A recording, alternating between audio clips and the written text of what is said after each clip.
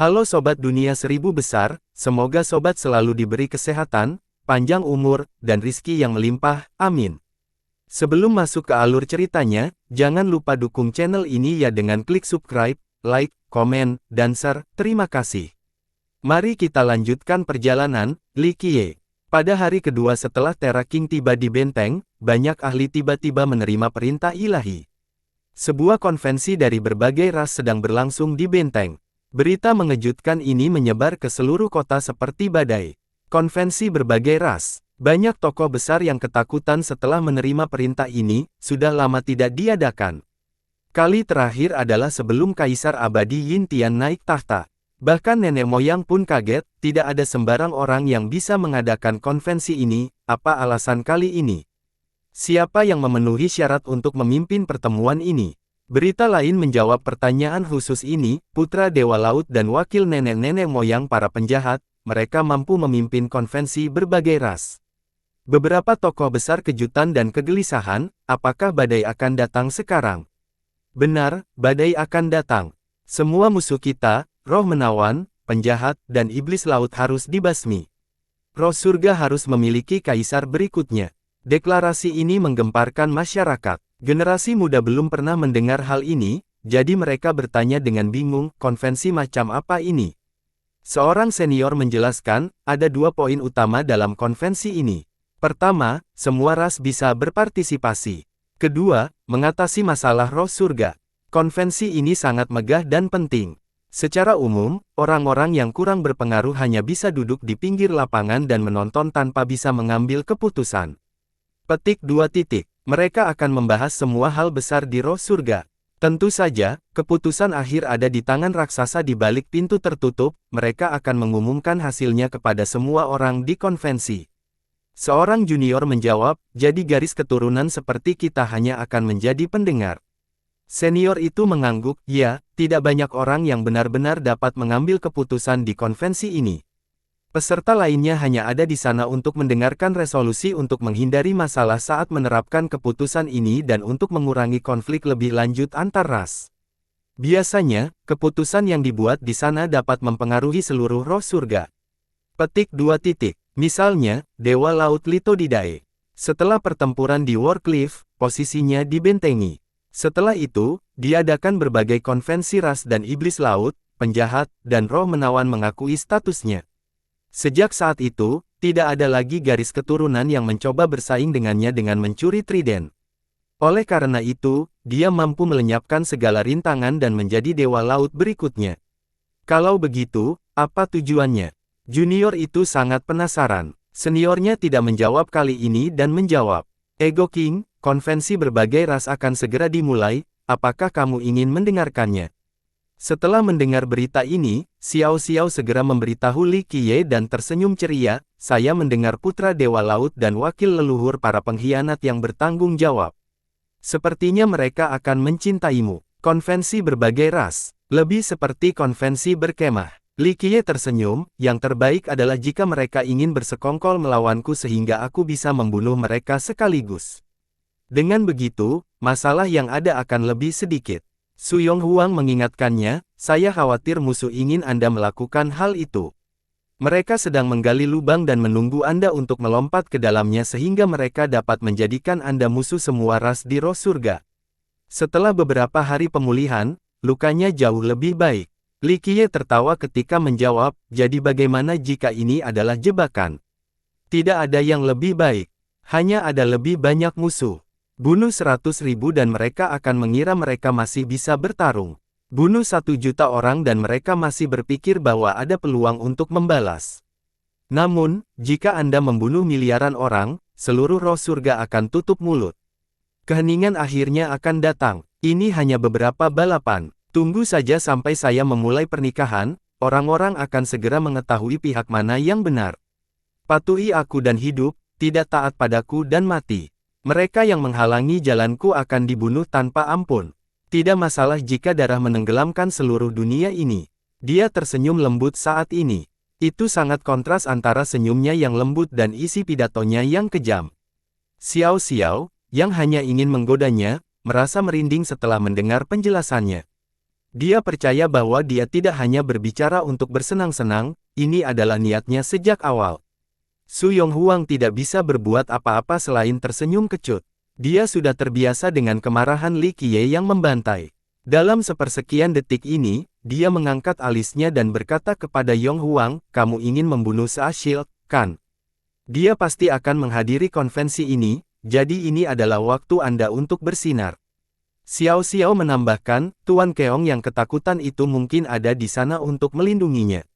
Li Qiye dengan santai menyerahkan sebuah benda kepada Yonghuang dan berkata, "Temukan Dewi Bela Diri Sejati. Jika kura-kura berani menimbulkan masalah, dia akan melindungimu. Bunuh Pangeran Seashil di konvensi untuk menunjukkan kepada semua orang yang berani menyerang bangsaku." Oleh karena itu, dia berbalik dan pergi. Hal ini mengejutkan kedua gadis itu.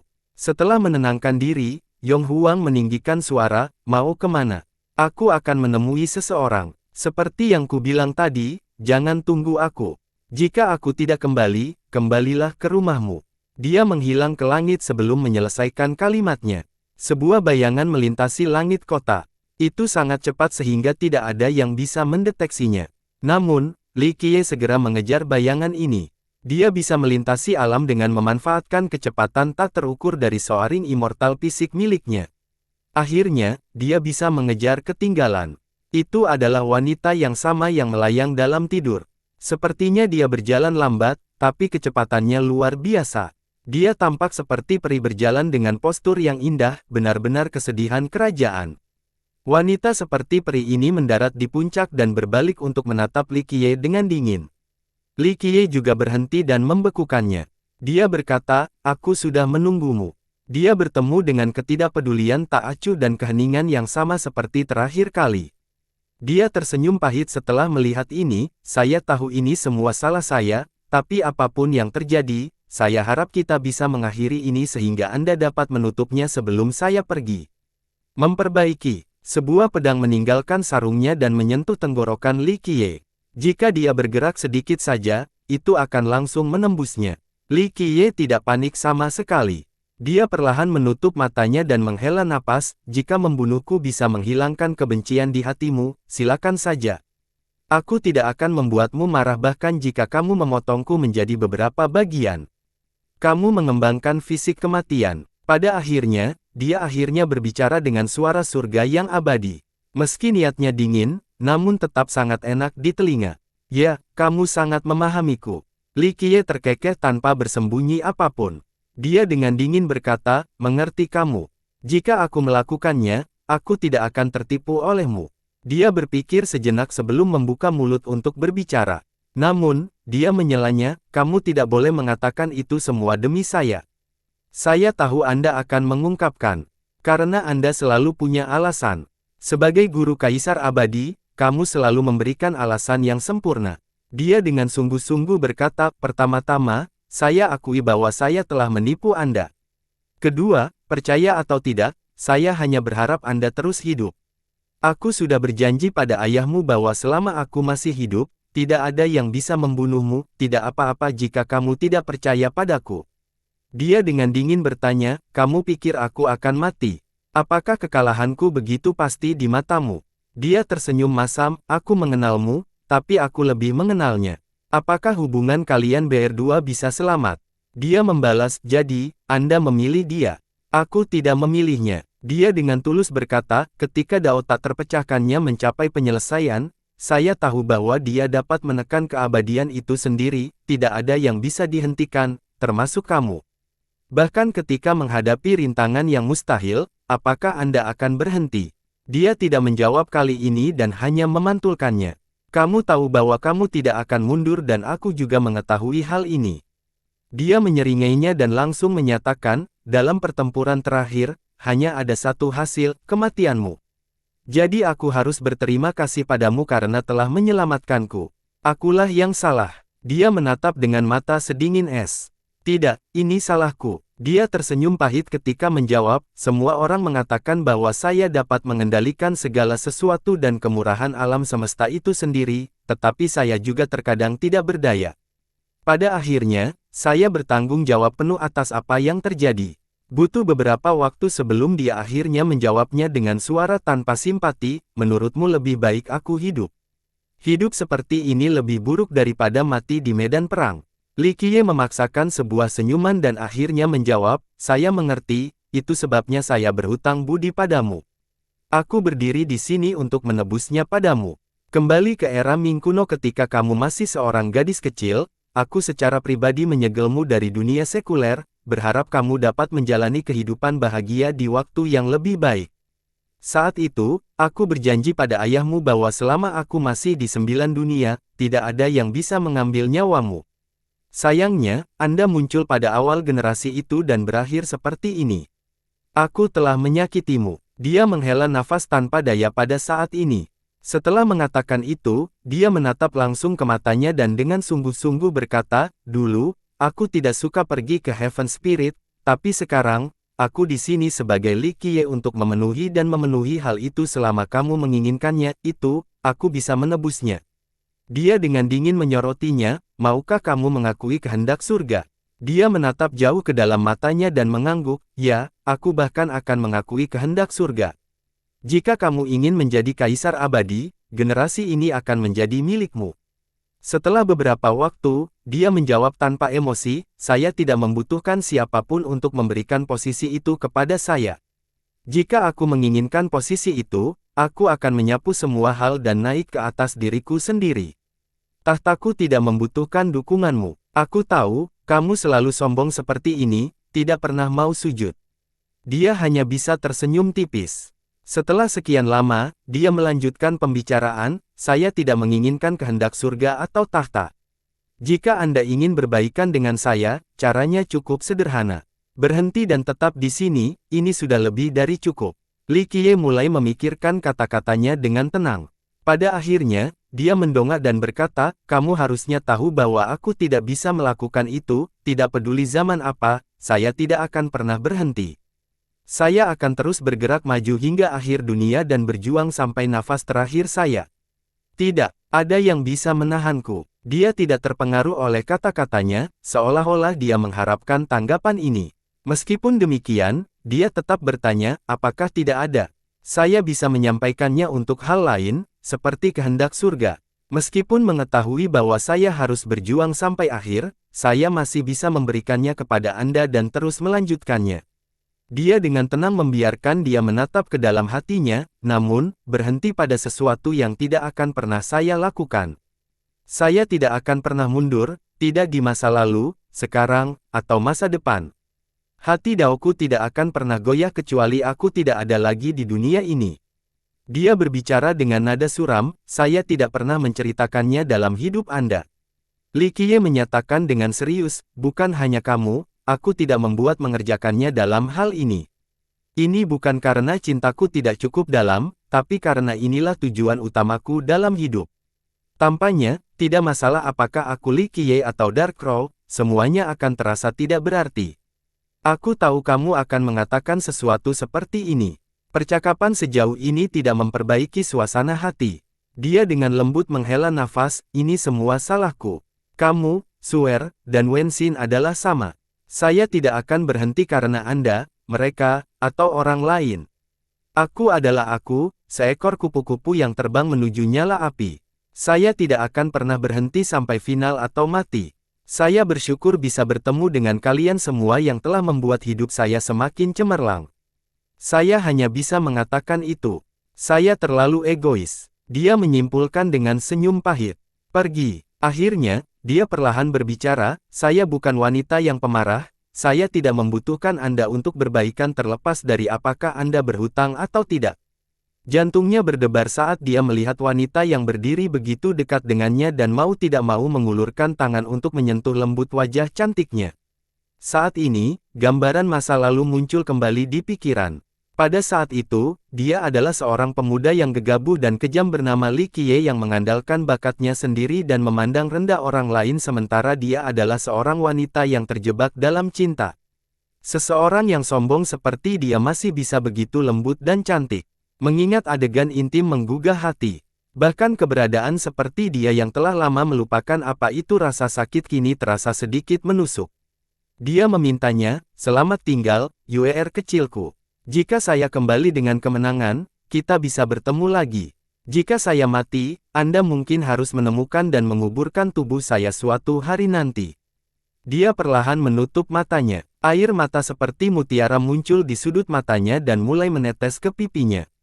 Dia mengambil keputusan dan berbalik untuk pergi tanpa henti. Dia tidak ingin melihat air matanya. Bahkan ketika darah mengalir seperti sungai dan tubuh menumpuk di gunung, penguasa 9 dunia selalu tetap dingin dan tanpa emosi seperti baja. Dia tidak akan pernah bersedih dan tidak pernah menangis. Dia tidak mau membuka matanya untuk melihat sekelilingnya perlahan menghilang di kejauhan. Li Qiye terus melakukan perjalanan semakin jauh. Suara-suara bergema di kepalanya dan pemandangan masa lalu terus muncul kembali di ingatan. Jian Wenxin pernah mengatakan kepadanya, langit terlalu sulit dijangkau, tidak ada salahnya menjadi semut yang terperangkap di dunia ini. Mengingat kata-katanya memaksakan senyuman pahit di wajahnya. Dia diam-diam kembali pembenarannya pada dirinya sendiri, sekalipun saya seekor semut, saya tidak akan menyerah di langit dan bumi. Aku akan berusaha sekuat tenaga menuju 9 langit dan tidak pernah menyerah karena aku adalah Li Qiye. Benteng itu masih semeriah sebelumnya dengan banyak penggarap yang menantikan acara mendatang. Semakin banyak yang datang berkunjung seiring berjalannya waktu karena konvensi berbagai ras. Konvensi ini akan menjadi puncak generasi ini, sehingga tidak ada penggarap atau keturunan yang mau melewatkannya. Meskipun semua orang bisa berpartisipasi, tuan rumah sebenarnya adalah roh menawan, iblis laut, dan penjahat. Ini adalah 3 ras terkuat dan bahkan bisa dikatakan bertanggung jawab atas roh surga. Ras lain, seperti manusia, golem batu, dan ras darah hanyalah tambahan kecil sebagai penonton. Mereka tidak memenuhi syarat untuk membuat keputusan apapun. Siapa yang mengadakan pertemuan ini dan siapa yang akan memimpinnya? Orang-orang sangat penasaran. Jangan khawatir, tuan rumah pasti mumpuni. Wakil leluhur dari para pengkhianat, Meng Zentian, Tuan Keong, dan Pangeran Kegelapan menandatangani nama mereka atas perintah dewa sebelumnya. Dengan kekuatan dan status dari eksistensi tertinggi ini, mereka memang berhak untuk menegakkan konvensi ini, tidak ada keraguan tentang itu. Seorang teman menjelaskan, selain itu, saya mendengar bahwa Peri Lunar Grasep dan Dewi Bela Diri Sejati akan berpartisipasi, tidak peduli bagaimana kamu melihatnya, ini akan menjadi acara yang bagus. Faktanya, para ahli yang diundang mempunyai banyak spekulasi mengenai tujuan di balik konvensi tersebut. Bagaimanapun, ini sangat mendesak tanpa ada tanda-tanda sebelumnya. Banyak yang lengah. Sepertinya mereka sedang terburu-buru, dan bahkan terjadi di benteng punggung Bukit Ilahi. Kenapa lokasi ini bukannya kekuatan besar manapun? Sangat aneh. Seseorang merasa tidak nyaman dengan baktian yang tiba-tiba ini. Mungkin untuk menghadapi Fierce. Setan Laut menyarankan, konvensi ini diminta oleh Zentian, sang pangeran, wakil leluhur para pengkhianat, dan Tuan Keong yang semuanya menandatangani nama mereka. Bahkan Dewi Bela Diri Sejati dan Peri Lunar Grasep mungkin ikut serta, jadi mereka pasti harus berkumpul dengan Li Qiye. Mungkin lebih dari itu, berurusan dengan seseorang seperti Verces tidak memerlukan konvensi dari berbagai ras. Orang lain yang memiliki pemahaman lebih baik tentang konvensi tersebut mengatakan, mungkin di luar 3 ras yang bersatu melawan Li Qiye, ini juga untuk menentukan calon kaisar dan dewa laut berikutnya. Orang-orang yang belum pernah berpartisipasi sebelumnya dengan rasa ingin tahu bertanya, ini juga bisa memutuskan melalui konvensi. Itu mungkin. Pakar yang berpengetahuan luas ini menjawab, jika para jenius dari roh surga terjebak dalam kebuntuan, mereka akan menggunakan metode ini untuk membagi keuntungan dengan kesepakatan. Saat ini, menurutku Zentian akan menjadi calon kaisar. Adapun calon dewa laut, bisa jadi 7 Dewi Bela Diri, Pangeran Perisai Laut, atau Dewi Bela Diri Sejati. Lebih mudah untuk menentukan calon keturunan karena menawan roh menginginkan Zentian. Di sisi lain, ini jauh lebih intens untuk posisi dewa laut. Setan Laut tidak ingin mengalami kerugian besar selama kompetisi ini. Ada berbagai macam spekulasi tentang konvensi tersebut. Beberapa orang percaya bahwa ini adalah untuk menghadapi Li Qiye, sementara yang lain mengatakan bahwa ini adalah untuk menentukan dewa laut berikutnya untuk menghindari perang yang berlebihan. Faktanya, hal seperti itu pernah terjadi sebelumnya. Kaisar Abadi telah memutuskan melalui konvensi khusus ini. Pertemuan ini membuat ras ketiga roh surga bekerja sama untuk mengalahkan ras terpilih dari 8 dunia lainnya agar ras mereka sendiri dapat menyandang gelar ini. Sedangkan untuk peran Dewa Laut Litodidae dipilih setelah memantapkan posisinya melalui konvensi. Saat ini, perisai Pangeran Laut, 7 Dewi Bela Diri, dan Dewi Bela Diri sejati memiliki peluang terbaik untuk menjadi Dewa Laut berikutnya. Setan Laut mungkin menggunakan kesempatan ini untuk memilih salah satu dari mereka. Dewi Bela Diri sejati jelas merupakan sosok yang paling optimis di antara ketiganya. Meski begitu, dua orang lainnya juga tidak buruk, terutama sang pangeran karena dia didukung oleh Cons Overlord. Tuan ini adalah putra Dewa Laut dan dalam hal senioritas, dia jauh melebihi anak Dewa Laut lainnya. Namun, beberapa juga berpendapat bahwa konvensi ini adalah tentang obat keabadian karena pemanggilan ke benteng punggung Bukit Ilahi terlalu terburu-buru. Oleh karena itu, banyak yang percaya bahwa ini adalah taktik untuk membentuk aliansi antara garis keturunan yang kuat dan individu untuk mendapatkan obat. Konvensi tersebut memberi banyak ruang bagi para penghuninya. Para menteri lama dari banyak Dewa Laut juga datang untuk menghentikan pembuat onar dan mencegah komplikasi yang tidak diinginkan. Para menteri lama menjaga perdamaian untuk konvensi ini. Banyak yang mengejutkan yang didengarkan. Artinya, konvensi ini dilaksanakan dengan standar yang sangat tinggi. Setiap pengganggu akan dihukum berat. Para menteri ini dulunya bekerja di bawah Dewa Laut, sehingga mereka cukup berpengaruh dalam roh surga. Oleh karena itu, setiap pembuat onar harus berpikir dua kali sebelum bertindak gegabah di sini. Konvensi akhirnya dimulai karena banyak penggarap pemindahan ke tempat sementara. Meskipun pengambil keputusan berasal dari garis keturunan yang kuat, bahkan yang lebih lemah pun masuk. Oleh karena itu, tempat tersebut dengan cepat memenuhi lautan manusia, termasuk anggota dari semua ras. Meski volumenya tinggi, namun venue tetap tertata rapi tanpa ada gangguan. Para peserta duduk sesuai dengan status dan sekte mereka, tidak ada yang berani melakukan sesuatu di luar batas. Bagaimanapun, kehadiran para menteri mencegah terjadinya kecelakaan, jika tidak, kematian mungkin menjadi akibatnya. Gemuruh, tepat ketika orang-orang sedang duduk, serangkaian ledakan terjadi. Dua percakapan menghancurkan kekecewaan sekaligus menyebabkan dunia berguncang.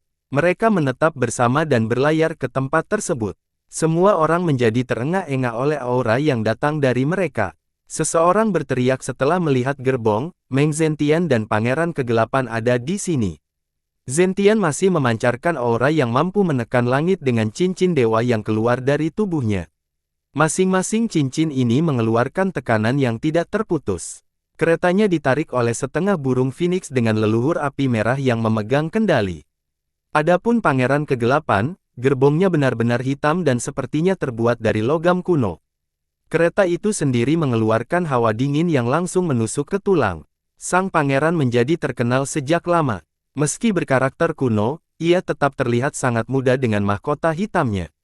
Di atas penutupnya terdapat pantulan ilahi yang gelap seperti tinta. Cermin ini tampak seperti jurang maut. Siapapun yang melihatnya akan jatuh jauh ke dalam jurang maut dan menghilang selamanya. Oleh karena itu, banyak orang tidak berani memandangnya. Refleksi ilahinya terlalu menakutkan. Siapapun yang melihatnya sekilas akan merasakan lututnya lemas dan hampir tidak bisa berdiri tegak.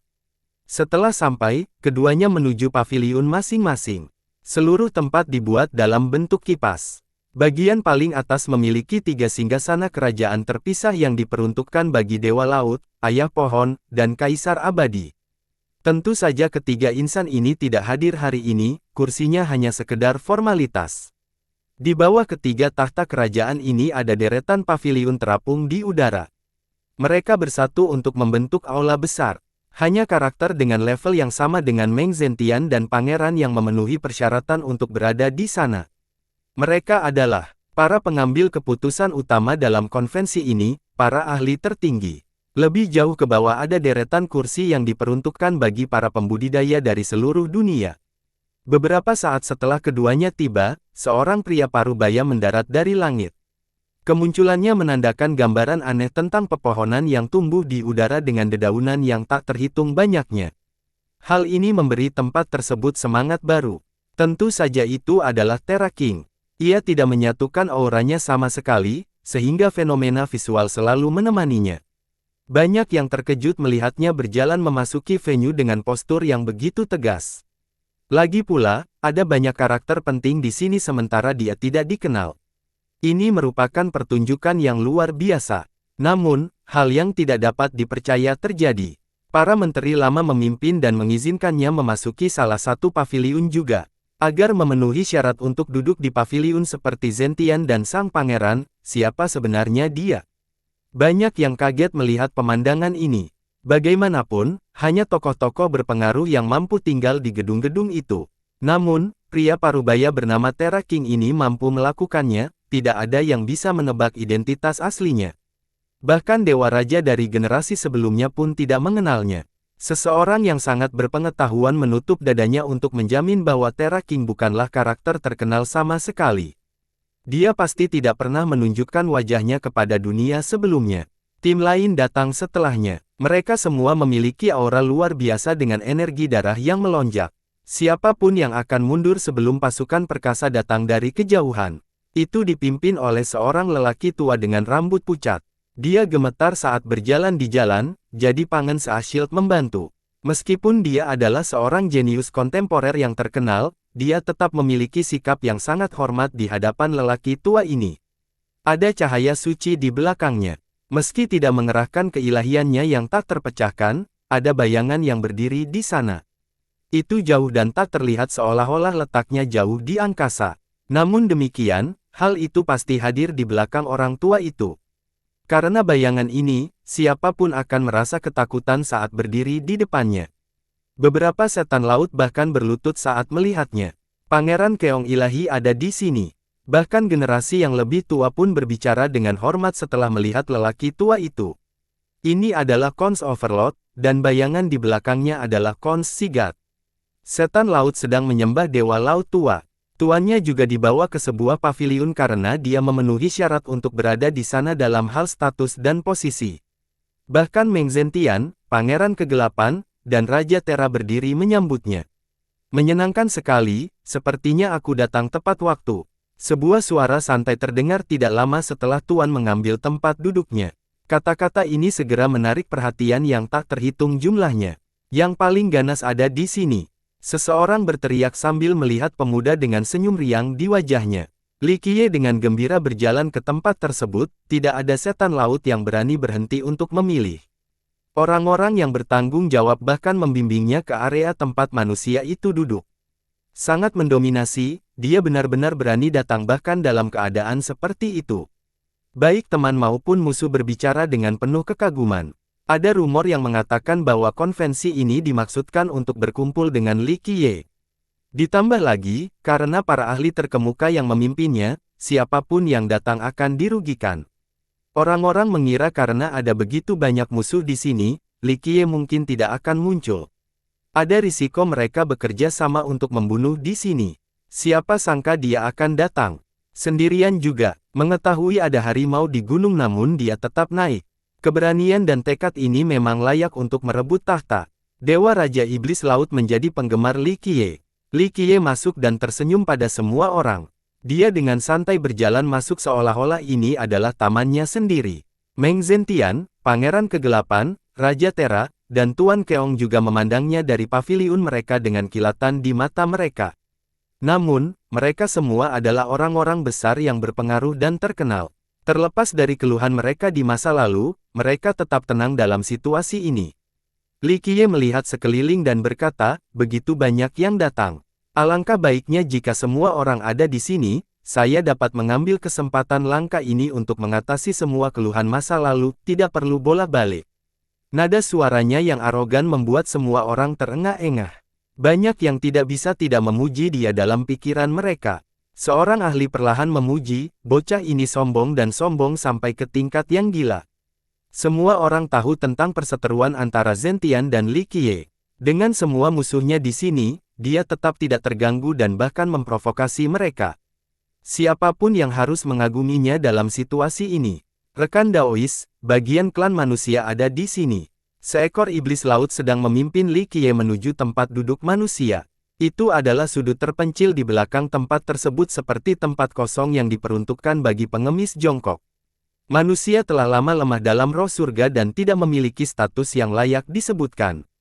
Sangat mudah untuk melihat bahwa mereka akan diatur untuk duduk di sudut kecil ini.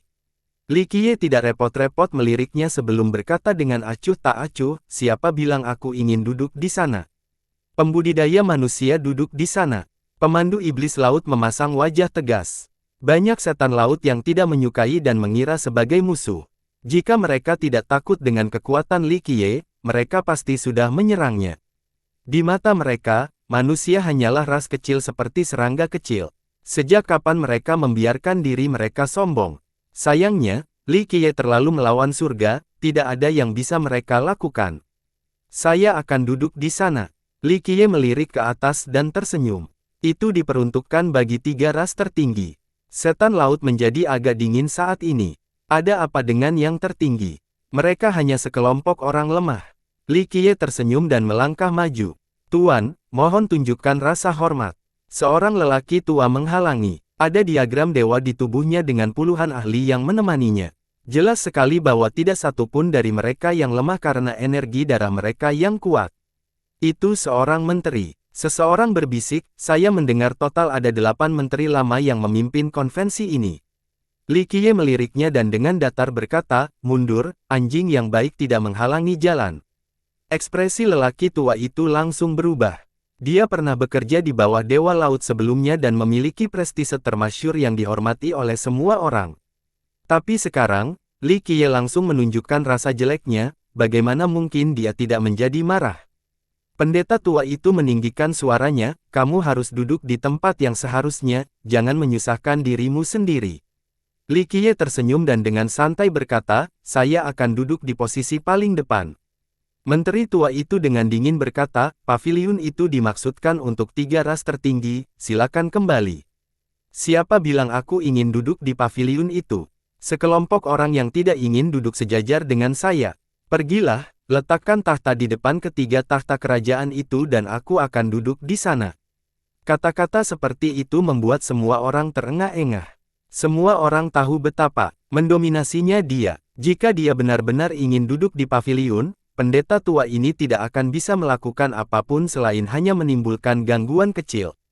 Namun kini, Li Qiye sebenarnya ingin duduk di atas 3 singgasana yang melambangkan keberadaan terhebat. Ingat, mereka mewakili Kaisar Abadi, Dewa Laut, dan Ayah Pohon Roh Surga. Bahkan kelompok Zentian dan Pangeran tidak akan berani berbicara tentang duduk di depan tahta kerajaan ini. Namun, Li Qiye meminta untuk duduk di depan mereka. Tuntutan ini terlalu berlebihan dan keluar jalur. Setan laut tidak bisa menahan diri untuk tidak berteriak, kamu tidak menghormati siapapun, kamu benar-benar berani menghujat makhluk agung. Ekspresi menteri juga berubah menjadi tidak sedap dipandang. Sebagai seseorang yang pernah bekerja di bawah Dewa Laut sebelumnya, dia tidak bisa menyatakan sikap Li Qiye terhadap Dewa Laut. Li Qiye dengan malas melirik ke arah menteri dan dengan santai berkata, jika kamu tidak mau, pergilah ke samping, aku akan membiarkan orang lain menyiapkan tempat duduk. Dari mana datangnya orang bodoh ini? Menteri, izinkan orang-orang membawa keluar. Cons Overlord akhirnya berbicara. Bahkan kata-katanya yang lemah pun penuh dengan keilahian yang tidak perlu dibahas lagi. Semua orang terdiam dan menahan napas setelah mendengarnya. Suasana menjadi cukup tegang karena pertempuran bisa terjadi kapan saja. Menteri dengan dingin berbicara, Tuan, maukah Anda pergi, atau kami harus mengantar Anda? Para ahli di belakangnya cukup bersemangat, terlihat dari kilatan dingin di mata mereka. Begitu perintah keluar, mereka tidak akan ragu untuk menyisihkan Li Qiye. Bang, bang, bang. Bahkan sebelum menteri selesai, para ahli di belakangnya dikirim terbang pada saat yang bersamaan. Mereka semua mengandung darah, menciptakan pemandangan spektakuler yang menyerupai teratai darah yang sedang mekar. Sementara itu, Li Qiye masih berdiri di sana seolah tidak bergerak dari awal hingga akhir. Dia dengan acuh tak acuh menyatakan, tahukah Anda mengapa saya mengampuni hidup Anda? Itu karena aku membutuhkan seorang budak untuk mengelap lantai. Bagaimanapun, noda darah ini akan membuat orang merasa tidak nyaman. Nada yang besar sekali. 7 menteri lainnya menonjol dan segera mengepung Li Qiye. Hanya sekelompok pesuruh dan pengikut rendahan, kamu bahkan bukan tentara. Li Qiye tidak perlu repot-repot memandangi mereka, pergilah, lakukan tugasmu dan carikan aku tahta kerajaan lalu letakkan di atas 3 kursi ini, maka aku akan mengampuni kalian semua. Bodoh yang naif. Para menteri sangat marah. Bagaimana mereka bisa menanggung pelanggaran ini? Salah satu dari mereka dengan muram berkata, "Semut manusia, kamu bahkan tidak memenuhi syarat untuk duduk di paviliun, namun kamu berani menyombongkan diri karena duduk di singgasana di atas."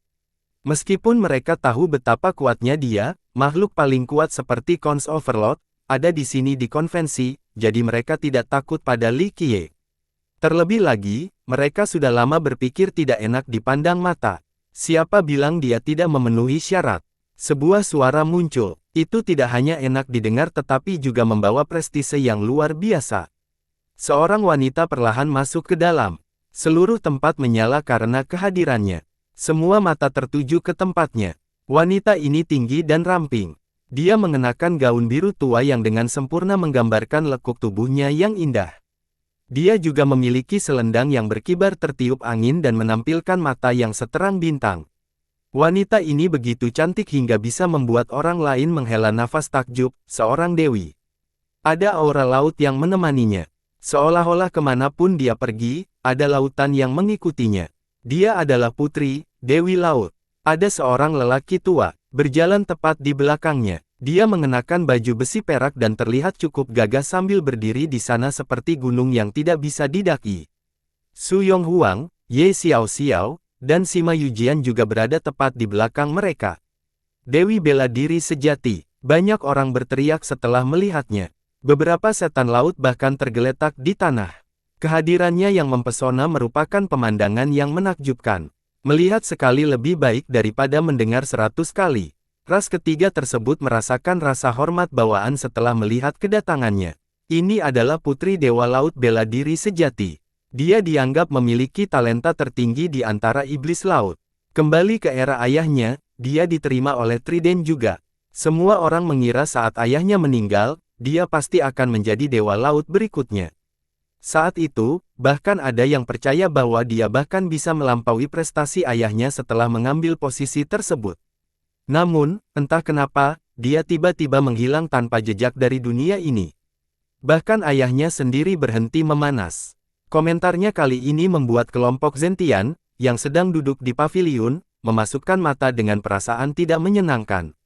Li Qiye tidak bisa menahan senyum setelah melihat kedatangannya. Dia menatapnya dengan kegembiraan yang tenang.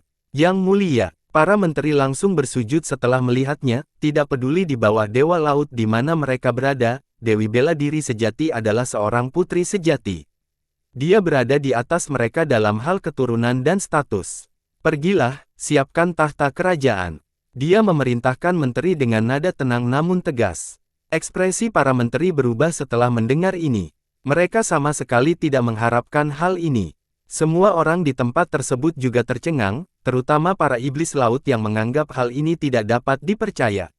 Segera setelah kata-kata itu keluar, mereka bertukar pandang dengan orang-orang di sebelah mereka.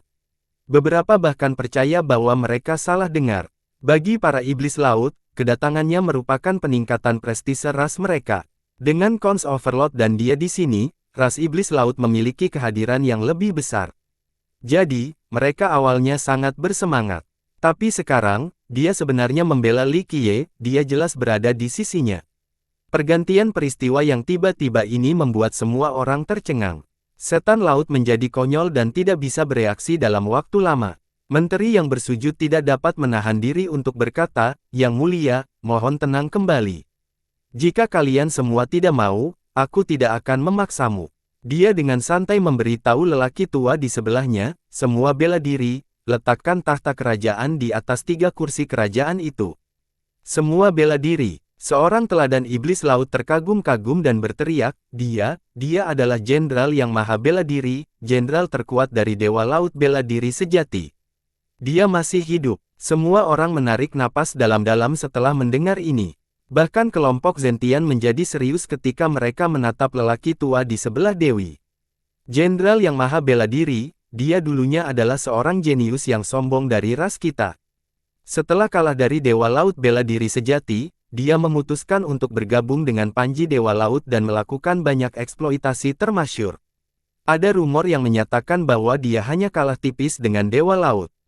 Seorang ahli roh yang menawan mengejutkan. Siapapun yang mengetahui rekor pertarungannya akan sangat kagum. Ini adalah makhluk tak terpecahkan yang hampir sebanding dengan Dewa Laut. Dan sekarang, dia menemani Dewi Bela Diri Sejati. Apa pentingnya hal ini? Jenderal itu ragu-ragu sejenak dan bertanya, "Yang mulia, ini mungkin tidak pantas." All Martial masih merupakan jenderal terkuat di bawah Dewa Laut, meminta untuk menempatkan tahta di atas tiga lainnya adalah hal yang berlebihan. Itu sama saja dengan menempatkan Li Qiye di atas Dewa Laut. Tidak apa-apa, sang dewi dengan tenang menjawab, "Li bangsawan muda harus duduk di sana karena dia harus memerintah dari atas 9 langit." Kata-kata seperti itu kembali mengejutkan penonton. Dia tidak hanya mendukungnya, dia juga memberikan dukungan tanpa syarat. "Yang mulia, kami juga menghormati Anda sebagai putri dewa, tetapi masalah di sini tidak diselesaikan oleh Anda sendiri." Pangeran Kegelapan akhirnya angkat bicara. "Jangan lupa identitasmu. Tindakan ini merupakan penghujatan terhadap wibawa Dewa Laut. Jangan nodai kecemerlangan ayahmu dengan ini." Cons Overlord juga menimpali dengan nada dingin. "Keong, aku di sini bukan sebagai putri Dewa Laut. Posisiku saat ini hanya sebagai pengikut yang tidak layak di bawah pimpinan bangsawan muda Li. Ditambah lagi, jika dia ingin duduk di sana, dia tidak memerlukan persetujuan Anda." Dia meluangkan waktu untuk menjawab, dia akan memimpin 9 langit sebagai penguasa alam semesta. Dia berbicara dengan sangat pelan, namun setiap kata-katanya cukup berdampak. "Yang mulia, mohon mempertimbangkan kembali, jangan terlalu impulsif." Giliran Zentian yang berbicara, "Hari ini adalah konvensi berbagai ras untuk membahas masalah-masalah dunia. Kamu juga seseorang yang bisa menjadi Dewa Laut." "Menjadi Dewa Laut?" Dia terkekeh sebagai jawaban, "Saya tidak pernah ketagihan. Dewa Laut belaka tidak ada gunanya dirindukan." Kata-kata seperti itu terlalu berlebihan untuk diterima. Kerumunan saling melirik. Dewa Laut adalah puncak pencapaian iblis laut, eksistensi tertinggi dalam pikiran mereka. Namun, seorang putri satu anak justru memandang rendah posisi ini, tidak peduli bagaimana orang melihatnya, ini terlalu sulit dipercaya. "All Martial, letakkan tahta kerajaan di sana." Dia memesan lagi dengan nada mengatur kali ini. All Martial akhirnya berjalan maju tanpa ragu-ragu. Dia tidak tahu mengapa sang putri ingin melakukan ini, tapi dia yakin sang putri punya alasan sendiri. Dalam hidupnya, dua orang yang paling dia kagumi adalah Dewa Laut Bela Diri Sejati dan Dewi. Tidak ada yang bisa dikatakan tentang bela diri sejati, ini adalah eksistensi yang bisa dibandingkan dengan Dewa Laut Utama. Adapun sang Dewi, setelah kembali dari kepergiannya, dia menjadi semakin tak terduga. Setiap tindakannya memiliki perasaan yang tidak perlu didiskusikan lagi seolah-olah dia telah memahami seluruh alam semesta. Sampai dia keluar dari isolasi yang dilakukannya sendiri, sang jenderal selalu melindungi Pulau Bela Diri Sejati. Sangat lancang, tuannya berdiri sementara bayangan di belakangnya memancarkan aura dewa yang meneror, menyebabkan banyak ahli gemetar. "Keong, kamu ingin bertarung?" Mata yang cantik mengandung kekuatan yang besar saat dia mengambil langkah menuju langit dan dengan dingin berkata, "Keluarlah, aku ingin melihat seberapa banyak yang telah kamu pelajari dari ayahmu." Jawabannya telah mencapai puncak keagresifan dan membuat orang-orang memandang Li Qiye karena sikapnya sangat mirip dengan dia. Dalam hal senioritas, Tuan Keong jauh lebih tua dari Dewi Bela Diri Sejati, tapi hari ini, dia tidak menempatkannya di hadapannya. "Yang mulia, apakah Anda pikir Anda bisa menjelajahi dunia?" Terra King juga berdiri. Kekuatan hidupnya yang melonjak seperti pohon yang menutupi langit. "Aku akan menyapu semuanya." Suara alami terdengar saat orang lain turun dari atas. Ini adalah seorang wanita yang tidak berbeda dengan makhluk surgawi. Gaya tertingginya langsung memenangkan hati semua orang. Dia mengenakan gaun hitam sementara wajahnya sangat cantik melebihi kata-kata. Setelah melihatnya, semua orang menyadari bahwa menyebut seseorang sebagai makhluk surgawi bukan lagi sekadar deskripsi karena orang nyata berdiri di hadapan mereka. Setelah melihat gadis ini, banyak orang akan mulai memikirkan ungkapan tertentu, warisan abadi. Di luar ruangannya yang dingin, dia tidak memberikan ruang untuk kritik. Li Qiye menampilkan senyuman cerah yang mampu mencairkan salju. Ini adalah senyuman yang datang dari hati. Peri pemaham bulan. Bahkan Pangeran Kegelapan pun terkejut setelah melihat wanita seperti peri ini. Judulnya membuat orang tercengang. Itu adalah gelar ajaib yang akan membuat orang menjadi membayangkan untuk waktu yang lama. Di Heaven Spirit, ada pepatah populer lainnya, siapa yang tak terkalahkan di generasi sekarang. Lunar Grasp sendirian, dia mungkin satu-satunya di dunia yang berani menyatakan niatnya untuk menyapu bersih segalanya dan menutupinya. Lunar Grasp Fiery, kedatanganmu adalah kehormatan konvensi. Zentian berdiri dan perlahan berkata, jika Anda di sini untuk membantu memimpin situasi roh surga saat ini, tidak ada yang lebih baik. Hari ini, dia akan duduk di atas 9 langit. Peri itu dengan dingin menyela Zentian. Para pendengar sekali lagi terkejut. Beberapa bahkan mengira mereka sedang bermimpi. Kelompok yang duduk di dalam paviliun tercengang dengan pernyataan ini dan memiliki ekspresi buruk. Bangsawan muda, takhta kekuasaan sudah siap. Pada saat ini, All Martial telah menyiapkan tempat duduk di atas 3 lainnya dan membungkuk ke arah Li Qiye. Faktanya, dia tidak mengetahui identitas Li Qiye atau mengapa puterinya sendiri begitu mendukungnya. Hanya sekedar duduk membutuhkan waktu selama ini, sungguh perkembangan yang basi. Li Qiye dengan lembut menenangkan. Dengan itu, dia melangkah menuju langit. Setelah melihat kemajuan Li Qiye, Raja Terra meninggikan suaranya, Li Qiye, kecuali kamu seorang kaisar abadi, kamu tidak memenuhi syarat untuk duduk di sana. Li Qiye bahkan tidak repot-repot memandang ke arah raja, dia hanya tersenyum. Peri itu menunjuk ke arah Terra King dan tanpa emosi menyatakan, minggir dan aku akan menghabisimu. Sambil meringis, raja menjawab peri, jangan berpikir kamu tidak bisa dihentikan. Kamu masih belum menjadi seorang kaisar. Peri itu langsung menyela, aku bisa membunuh tubuh boneka ini dalam 3 gerakan, jadi bawalah tubuh aslimu ke sini. Jika yang asli datang, kamu mungkin akan bertahan 100 tahun. Penonton mulai berkeringat dingin setelah mendengar ini. Terjadinya dominasi dan tak terpecahkannya hal ini. Semua orang mengerti bahwa dia tidak banyak bicara. Li Qiye berdiri di langit dan dengan lembut berkata, jangan terlalu menakutinya atau dia mungkin tidak akan datang. Kedatangan kalian berdua ke sini menghancurkan segalanya. Saya ingin membasuh banyak sekali ras dengan darah, tetapi sepertinya itu tidak mungkin lagi. Ya ampun, suasana hatiku sedang bagus, aku seharusnya tidak terlalu sedih karenanya. Beberapa orang tersentak setelah mendengar ini. Mereka benar-benar setuju karena dia mengawali semuanya dengan pertunangan massal. Mereka mengerti bahwa dia datang hanya untuk menimbulkan masalah karena tidak menghormati sang pangeran dan yang lainnya.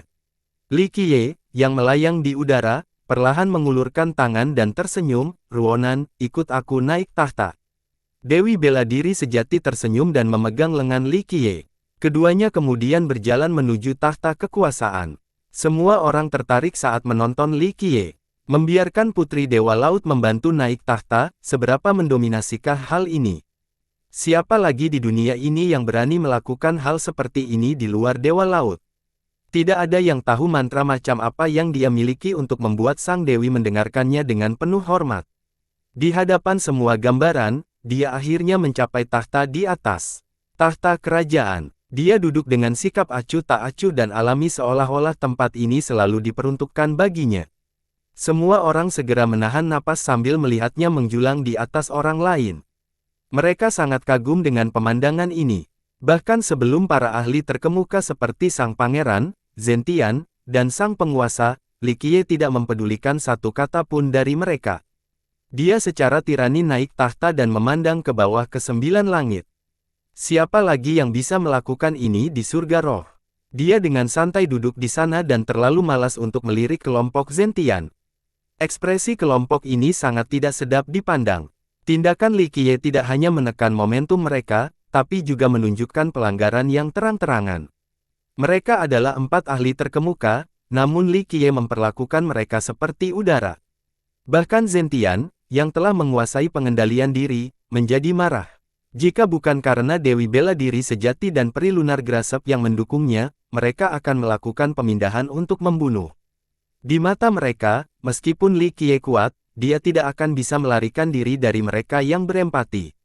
Sayangnya, kedua wanita itu ada di sisinya. Mereka tidak tahu bagaimana perasaan mereka saat ini. Semua perhitungan mereka menjadi sia-sia karena keinginan langit. Setelah mencapai kesepakatan, mereka mengadakan pertemuan ini. Di mata mereka, bahkan jika peri dan dewi tidak sepenuhnya setuju dengan keputusan mereka, mereka belum tentu menentangnya dan pastinya tidak akan berada di pihak Li Qiye. Bagaimanapun, yang satu adalah iblis laut sementara yang lainnya adalah roh yang menawan dan Li Qiye hanyalah manusia biasa. Oleh karena itu, kelompok tersebut sangat yakin bahwa selama konvensi, bahkan jika Li Qiye menimbulkan masalah, semuanya akan baik-baik saja. Bahkan bisa dikatakan mereka yakin bisa membunuh saat itu juga. Dalam rencana mereka, mereka berharap Li Qiye benar-benar datang. Membunuhnya di sini akan membuat mereka menghalangi orang lain yang punya rencana sendiri. Namun perkembangan saat ini di luar ekspektasi dan perhitungan mereka. Semua menjadi tidak berarti karena kedua wanita itu. Terra King tidak bisa menahan diri untuk tidak merengut sambil melihat ke singgasana di atas. Dia adalah pendukung utama konvensi ini dan bertujuan membunuh Li Qiye untuk membalas dendam. Perkembangan ini juga bukan sesuatu yang diharapkannya. Li Qiye memperhatikan hal ini dan dengan santai meliriknya sambil tersenyum, naga bambu, dasar pohon yang tidak berarti, tidak perlu melihatku seperti itu. Jangan berasumsi bahwa kamu adalah ayah pohon hanya karena kamu mempelajari metode untuk kembali ke asal dari terminus. Belum lagi kamu hanyalah sebuah bambu kecil yang patah, meskipun kamu adalah seorang ayah pohon, kamu tetap tidak akan bisa dilihat olehku. Naga bambu, wakil leluhur, banyak yang kaget mendengar nama ini. Pada saat ini, mereka akhirnya mengerti mengapa Terra King yang tidak bernama ini begitu kuat dan sombong. Menurut legenda, wakil leluhur bambu naga dari Terra leluhur adalah eksistensi yang hanya kalah dengan ayah pohon. Dia mampu dihapuskan di bumi yang sama seperti mereka. Terra King dengan dingin berkata dengan kilatan mematikan di matanya, kita harus menyelesaikan masalah kita. Kamu harus bersiap keluar dengan tubuh aslimu sekarang. Li Qiye dengan santai tersenyum, melekat pada junior seperti ini, bahkan jika kamu bisa mengerahkan 20 hingga 30% kekuatanmu, itu tetap tidak menyenangkan. Ayo, saya punya pohon dewa yang membutuhkan suplemen, dan pohon tua yang mampu menyambung ke bumi memang sangat bergizi. Penghinaan terang-terangan Li Qiye membuat Terra King meringis. Niat membunuh di matanya semakin kuat. Ternyata setelah diajari sedikit oleh Terminus, dia menggunakan cara tersebut untuk kembali ke asal dan mengakar di bumi. Namun, tidak mudah baginya untuk bergerak setelahnya, sehingga dia tidak bisa meninggalkan Terra leluhur. Kemudian, dia menemukan teknik yang memungkinkan dia untuk melekatkan dirinya pada junior yang cocok. Terra King adalah tuan rumah yang cocok. Dengan demikian, salah satu dari 3 jiwa Raja Terra ditinggalkan bersama wakil leluhur. Oleh karena itu, bahkan jika dia mati, selama jiwa masih ada, kelahiran kembali masih mungkin terjadi. Inilah alasan mengapa dia masih di sini setelah dibakar menjadi abu oleh Li Qiye. Pada saat yang sama, hal ini memungkinkan wakil leluhur untuk berjalan di dunia ini alih-alih terkurung di tanah leluhurnya sendiri. Taois Li, wakil leluhur adalah eksistensi yang tak tertandingi. Zentian akhirnya berbicara, kata-katamu terlalu longgar.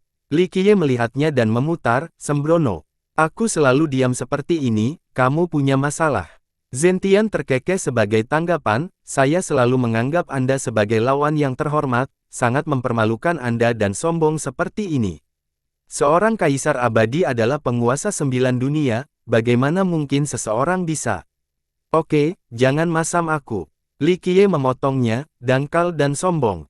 Jika saya ingin menjadi kaisar, apa yang bisa dilakukan oleh surga yang jahat? Jangan gunakan omong kosong tentang prestise mahkota itu untuk melawanku.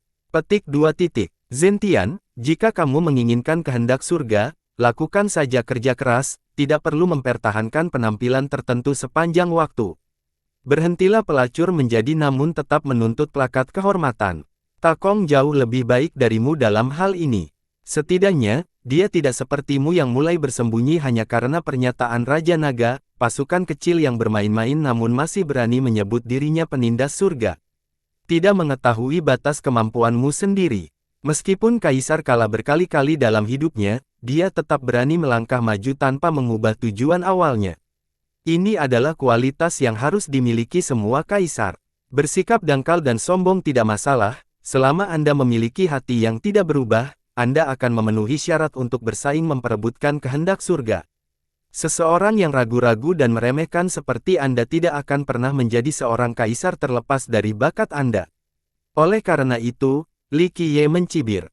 Anda, Zentian memerah setelah Li Qiye mengungkapkan rahasianya. Dia tidak bisa lagi mempertahankan sikap riangnya dan tiba-tiba berdiri untuk menatap Li Qiye. Rahasia ini mengejutkan banyak orang, tidak ada yang membayangkan cerita seperti ini ada di balik itu semua. Jadi ternyata Zentian tidak berhenti bersaing memperebutkan kehendak surga demi memberikannya kepada Kaisar Abadi Takong. Itu karena satu kalimat dari Raja Naga Hitam. Saat itu, Zentian adalah seorang pemuda berdarah panas yang meraih tahta. Dia memajang legiunnya Heaven Suppression dengan namanya sendiri. Namun, kota tepi laut Raja Naga Hitam diberi nama Pelindung Surga. Dalam satu pertemuannya dengan Raja Naga Hitam, sang raja memberikan penilaian berikut, legiun kecil bermain-main namun masih berani menyebut dirinya penindas surga. Tidak mengetahui batas kemampuanmu sendiri. Karena nama legiunnya bertentangan dengan kota raja, pemuda Zentian memutuskan untuk menyerah setelah mempertimbangkan sikap raja.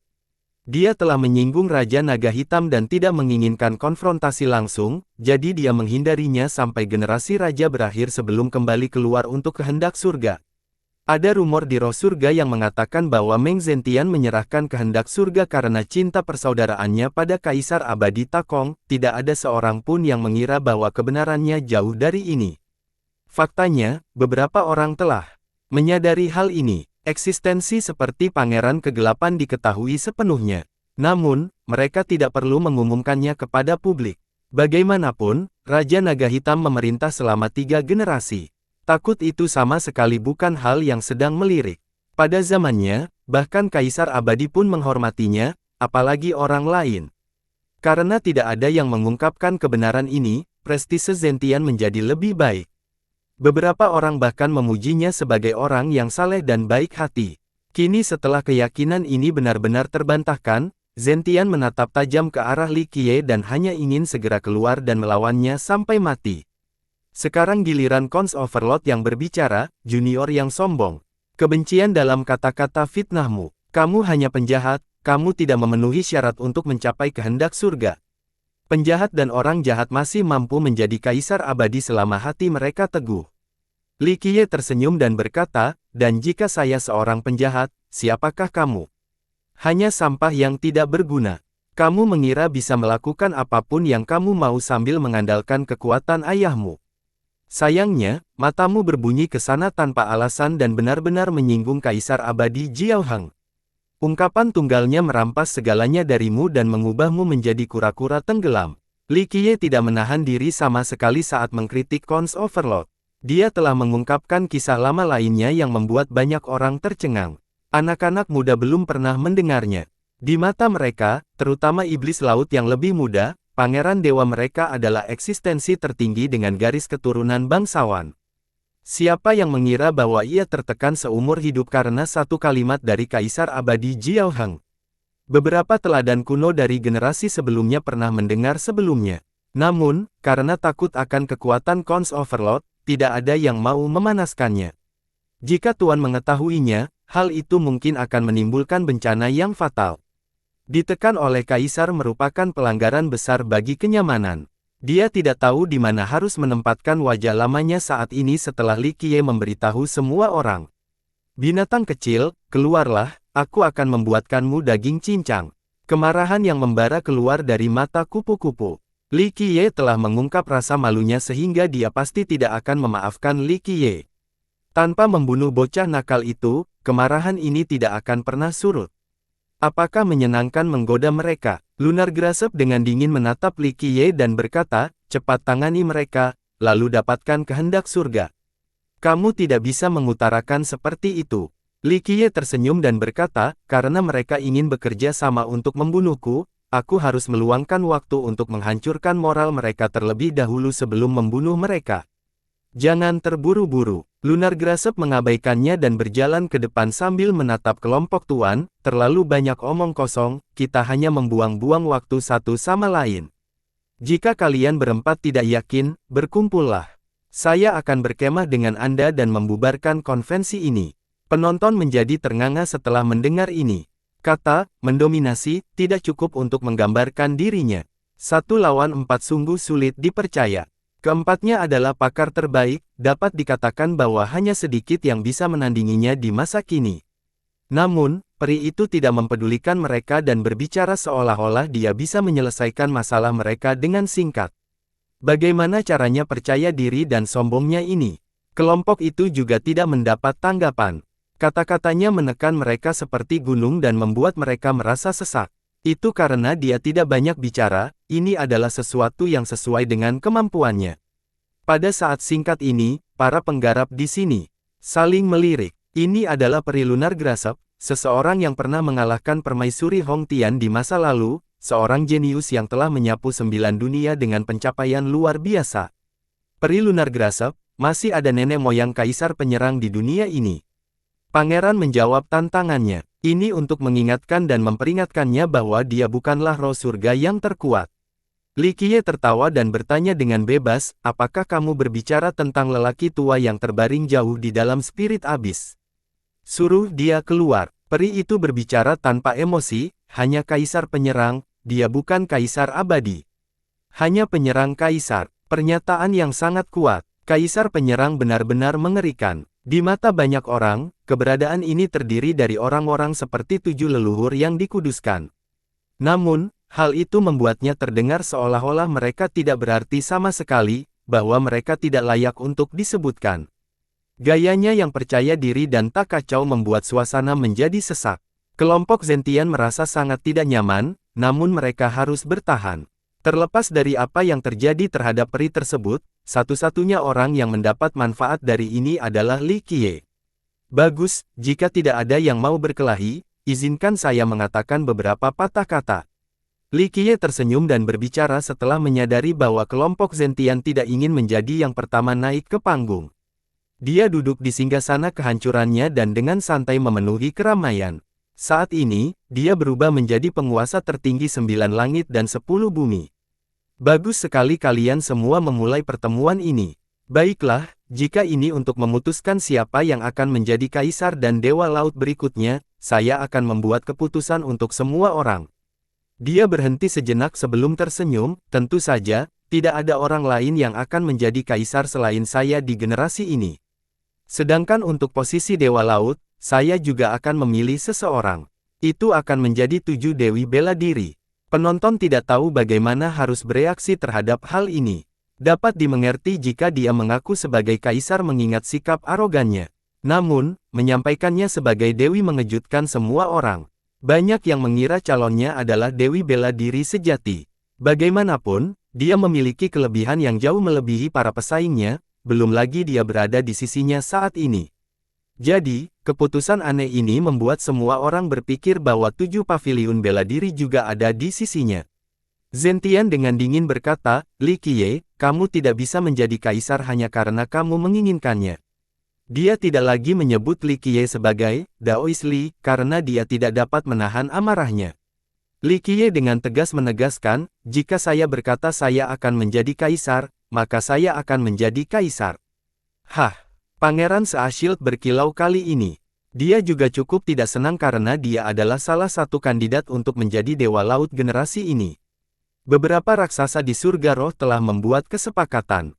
Khususnya, Iblis Laut telah mencapai kondisi bahwa jika Dewi Bela Diri sejati tidak setuju, Pangeran Perisai Laut akan mendapat prioritas di atas 7 Dewi Bela Diri. Tapi sekarang, Li Qiye telah memilih saingannya sebelum semua orang bisa berkata apa-apa, bagaimana mungkin sang pangeran tidak menjadi marah? Sang pangeran tidak berani membentak Li Qiye, namun sang penguasa tidak bisa membiarkan hal ini berkembang lebih jauh. Jika konvensi benar-benar memutuskan 7 Dewi Bela Diri menjadi Dewa Laut berikutnya, hal itu akan sangat tidak menguntungkan bagi sang pangeran. Tuannya dengan dingin berseru, Junior, manusia sepertimu adalah orang luar. Sejak kapan orang luar mendikte bisnis setan laut kita? Posisi Dewa Laut harus kita putuskan. Saya setuju 7 Dewi Bela Diri menjadi Dewa Laut berikutnya. Dewi Bela Diri sejati menambahkan sambil tersenyum. Banyak yang terkejut setelah mendengar ini. Ini datang dari orang-orang yang sangat berpengaruh, dan dia sepertinya tidak bercanda. Dengan dukungannya, berarti 7 Dewi Bela Diri akan memiliki keunggulan dibandingkan Pangeran Seashield. Roaring Cons lebih rendah dibandingkan Seven Martial Pavilion dalam hal kekuatan dan pengaruh, statusnya tidak begitu bergengsi di antara para iblis laut. Meskipun Pangeran Seashield memiliki Tuan sebagai pendukungnya, pavilion tersebut juga memiliki orang-orang yang setingkat dengan Tuan. Inilah alasan mengapa Keong memutuskan untuk bekerja sama dengan kekuatan besar lainnya di Roh Surga untuk mengguncang pengaruh pavilion. Namun kini, dukungan terbuka dari Dewi Bela Diri sejati segera meningkatkan posisi sang pangeran. Status 7 Dewi Bela Diri telah ditingkatkan. Pulau dan pavilion yang bekerja sama dengan Putri Dewa Laut pasti dapat mengubah situasi ras iblis laut secara keseluruhan. Pada saat itu, selama pavilion menyatakan, banyak silsilah iblis laut akan berdiri bersama mereka dan sekutu baru ini akan sepenuhnya menekan prestise Keong. Tuannya terkejut mendengar dukungan terbuka dari Dewi Bela Diri sejati. Keturunanmu, Seashield, tidak memiliki peluang untuk menjadi Dewa Laut. Li Qiye dengan datar berkata sebelum sang tuan dapat membalas, suruh dia keluar karena dia telah menyerang salah satu bangsaku. Hal paling bijaksana yang harus dia lakukan sekarang adalah mengambil inisiatif dan menerima tanggung jawabnya. Junior, apa yang kamu inginkan? Tuan itu menyorotkan Li Qiye. Tidak ada apa-apa. Dia tersenyum sambil tersenyum, jangan khawatir, saya tidak akan melakukan apapun atau orang akan menyebut saya pengganggu. Orang yang dia seranglah yang akan dibunuh. Tentu saja, saya akan memberikan kesempatan yang adil karena itulah saya. Setelah itu, Su Yonghuang perlahan keluar. Orang-orang menahan napas karena semua orang di sini tahu tentang perseteruan antara dia dan Seashield. Tuannya dengan dingin berkata, konvensi berbagai ras tidak cocok untuk duel. Dia tidak ingin Seashield bertarung dalam situasi seperti ini. Menang adalah satu hal, tapi jika dia kalah, itu akan menjadi pukulan besar bagi statusnya. Sambil duduk di singgasana, Li Qiye tertawa mendengar penolakan Cons Overlord dan dengan santai berkata, tidak apa-apa jika Seashield tidak ingin bertarung. Kalau begitu, hanya ada satu jalan tersisa untuk kalian semua, jalan menuju kehancuran tertentu. Keempat ahli yang Anda sebut tidak akan membiarkan konvensi ini tetap hidup. Semua orang di sini merasa takut setelah mendengar ini. Dengan keempat orang ini yang memimpin konvensi, tidak banyak roh surga yang berani menimbulkan masalah.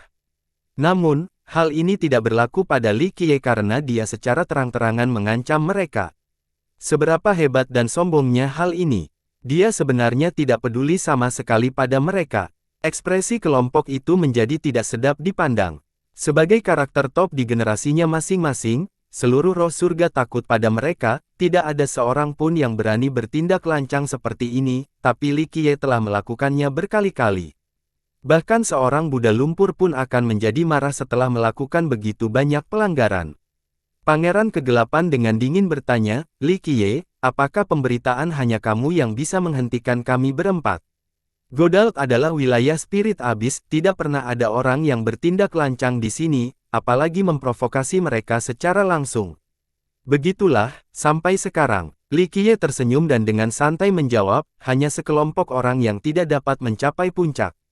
Lunar Grasp kehilangan kesabarannya dan menyatakan, saya sudah muak dengan omong kosong ini. Kalian berempati, ayo sekarang. Aku akan menjagamu sebelum mengakhiri konvensi ini. Terra King berdiri dan berteriak kembali, Lunar Grasp Fiery, kamu terlalu sombong. Terus, dia berputar ke arahnya dan menunjuk ke depan. Cahaya berbintang mengembun di ujung jarinya, sebuah serangan yang mampu mencuri kekayaan dunia, memamerkan yin dan yang, dan memutuskan semua karma. Dia segera mengambil tindakan sambil menunjukkan sikap sombong, tidak hanya cantik, gayanya juga cukup agresif. Terra King terkejut dengan serangan yang datang ini. Dia merentangkan kedua tangannya dan sebuah penghalang segera dipasang di depannya. Pegunungan yang melindungi megahnya di dalam. Sepertinya di bawah perlindungan pegunungan berbahaya ini, tidak ada yang bisa melewatinya. Namun demikian, serangan jari peri itu meledak dan menghancurkan semuanya dalam sekejap mata. Terra King terguncang oleh ledakan dan terlempar keluar. Terra King merasakan krisis dan berteriak dengan gila sambil terbang di udara, buka.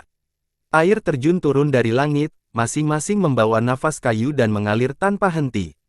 Hukum-hukum ini bersatu dan berubah menjadi pohon yang menembus langit yang memancarkan keilahian yang mempesona dalam jumlah besar. Seolah-olah seorang ayah pohon hidup kembali dengan aura yang menindas. Tak lama kemudian, rune muncul di sekitar pohon seolah-olah berasal dari ayah pohon. Masing-masing bisa menekan langit, memperbaiki. Rune ini berubah menjadi pedang yang membentang ribuan mil. Pedang ini bisa dikurung bintang dan dewa. Suara membaik. Itu melonjak ke atas sebelum disimpan di lunar grasp. Peri membuka telapak tangannya untuk merebut alam semesta dan mengunci waktu itu sendiri. Ketika dia menutupnya kembali, terjadi ledakan keras yang seolah-olah alam semesta telah hancur dan waktu telah padam. Semuanya berubah menjadi abu dengan telapak tangan yang tertutup. Memperbaiki, pedang itu hancur berkeping-keping. Engah, Terra King menjanjikan darah. Selanjutnya, tubuhnya gemetar karena suara retakan tulang. Dia bukan Terra King yang sama seperti sebelumnya. Yang terakhir adalah dia memiliki kendali atas tubuhnya sendiri. Kali ini, wakil leluhur yang bertanggung jawab, jadi dia memiliki sebagian dari kekuatan wakil leluhur. Namun, ini tidak menjadi masalah. Serangan peri itu masih berkepanjangannya.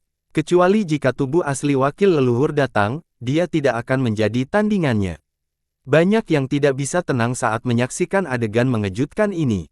Wakil leluhur yang mengambil alih tubuh Terra King dikalahkan dalam sekejap oleh peri. Bahkan Zentian dan sang pangeran menarik napas dalam-dalam. Mereka tahu betapa kuatnya bentuk wakil leluhur ini, tetapi mereka tidak dapat menangani satu gerakan pun dari peri. Itulah saingan terkuat permaisuri Hong Tian. Banyak yang merasa takut karena dia tidak stabil.